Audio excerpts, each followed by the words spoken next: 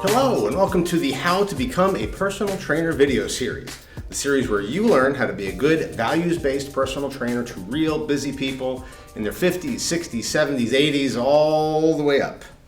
In this episode, we're going to talk about vertical pulls, so it's like pull-ups or pull-downs and all their variations. These exercises are used in our gym much less than horizontal movement patterns like rows or push-ups, but for a few different reasons. The main one is the fact that pull-ups are really freaking hard and not many people can do them, and not many people can do them very well. We do use some different variations of them. We do banded pull-ups.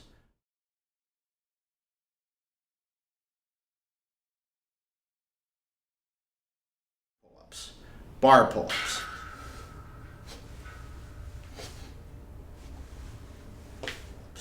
And some different pull-down variations.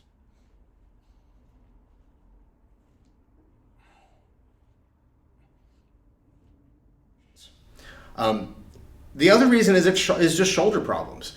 So getting into a good good overhead position, which you need to get into for these exercises, isn't really possible for some people. Here's a quick test to see to check your clients for kind of their overhead position mobility. So what you want to do, look at them from the side. You want to just have them raise their arms over their head as high as they can go. And what you're looking for here is not how high their arms go. Not necessarily. What you're looking for first is right here. Because at a certain point, if they're limited in their shoulder mobility, at a certain point, they can't go any higher with their arms. So the only way they can actually reach higher is to kind of overarch their back. Okay, so notice that difference. So if I'm looking at a person with that kind of shoulder mobility, I'm going to, let's start with someone with good shoulder mobility. It's going to go all the way up, and the back's really not going to move. And by the time they're done, they're pretty much overhead without a lot of movement through here. Someone with limited shoulder mobility is going to come up, and then you're going to start to see this kind of a thing. Okay, so watch that. If you're ever going to program some vertical pulls or pushes for someone, make sure that they have pretty good shoulder mobility all the way through that range of motion, or else you're going to tweak their shoulder, you're going to tweak their neck, it's going to hurt them. Don't want to do that. Yeah, so you always have to consider shoulder mobility with any vertical movement.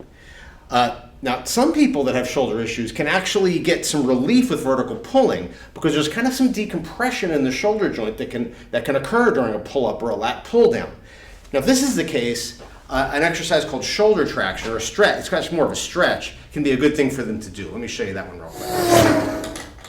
Okay, so shoulder traction, great exercise to kind of decompress that shoulder joint. What you're going to do is set up a band pretty high up. You're going to get one arm in the band. You'll do both arms eventually, but the idea is get the band around your wrist and just hold on to the band just hard enough so the band doesn't slip off. We don't want to grip it with our lives because we want our arm from the fingers all the way to the shoulder to be as relaxed as possible. So just grip it just enough so that it doesn't slip off your wrist. You're going to take a pretty big step back. So I'm stretching up my left arm here, my left shoulder. So I'm going to get my left knee on the ground.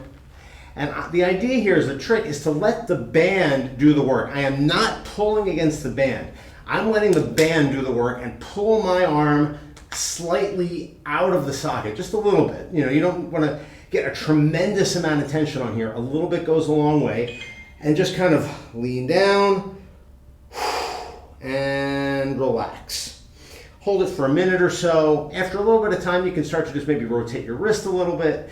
See if you can get maybe a little different feel, kind of see what feels good, what feels maybe a little tight, kind of stay with that.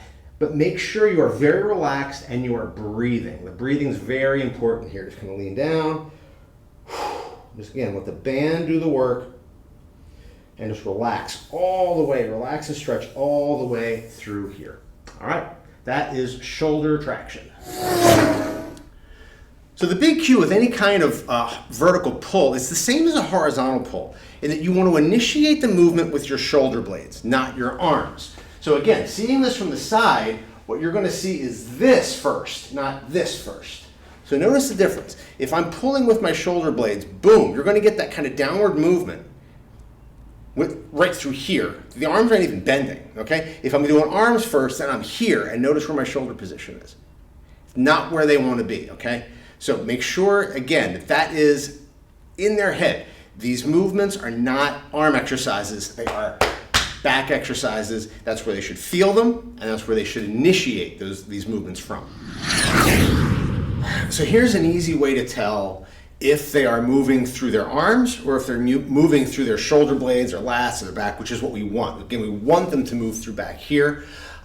When they start to pull, and this goes for horizontal or vertical pulls. When they start to pull, there's two ways to tell. First, look what moves first, okay?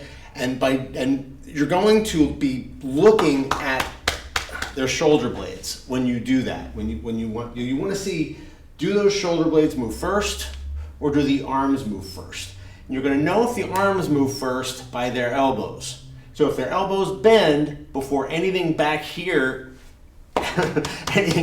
moves, they're moving their arms or not moving their shoulder blades. What you want to see is boom, and then the elbows follow. What you don't want to see is that, okay? And again, look at my posture here, how my shoulders are shrugged up as opposed to down, okay? So if you're just looking and just to see, like, just feel in your body how you feel when you see someone like this as opposed to someone like this. Someone like this, you feel the tension right up in their neck. You can kind of feel it in your body as well. So again, look at what is moving first. Kind of those shoulder blades as opposed to the elbows moving first, okay? Okay, so another point here, especially, is when they're doing either pull downs or pull ups, you don't want to have them reach with their chin. So you don't want this kind of a thing going on. You want to think about almost pulling that bar, either for a pull down, you want to pull to their chest, or for a pull up, you want to pull to their chest over the bar. So think about it almost like they're trying to put the top of their head on the ceiling, not their chin, okay?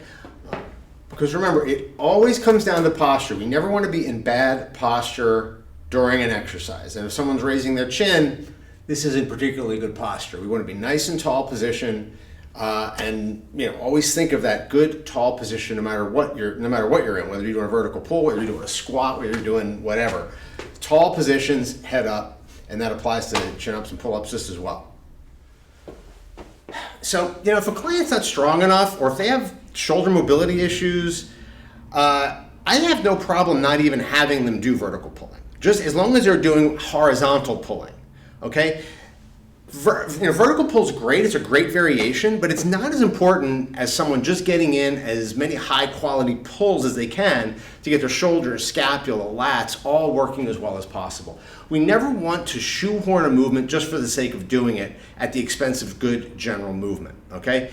Always keep that in mind. If they cannot perform if their mobility is not such that they can perform a good movement, do something else. That's perfectly fine, okay? And this is a good example of that. So you can reduce their range of motion in some cases, or in the case of a vertical pull, just have them do more horizontal pulling, just so they can start to get the feel of that pulling movement without using their arms. That's gonna be a big key. For people with shoulder issues, they are almost always gonna pull with their arms first, and that's gonna be a problem. Yeah, so in essence, vertical pulls are great movements, but you just have to be aware of that shoulder position and make sure that your client does not confuse these exercises for arm movements, even though the arms are moving. Okay, we're going to be back with more soon. As always, please like and subscribe to these and enjoy your day.